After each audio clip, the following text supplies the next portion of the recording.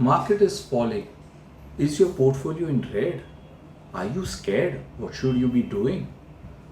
Hello friends, I am Rushabh Shah, founder of Midas Finance, and today we are going to be focusing on what should be your strategies when you are investing in mutual funds in a falling market.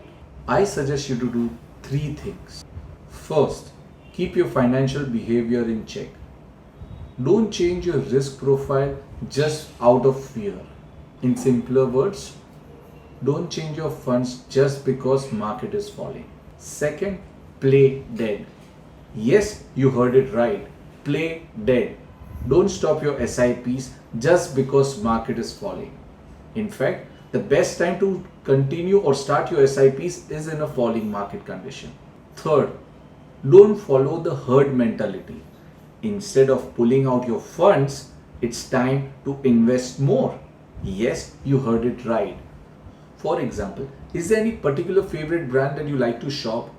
If there's a sale for your favorite brand, won't you go and shop more? Similarly, if your funds are falling down, it's time to buy more. Boost your portfolio so that your goals can be achieved. To know more about mutual funds, don't forget to like and subscribe. Thank you.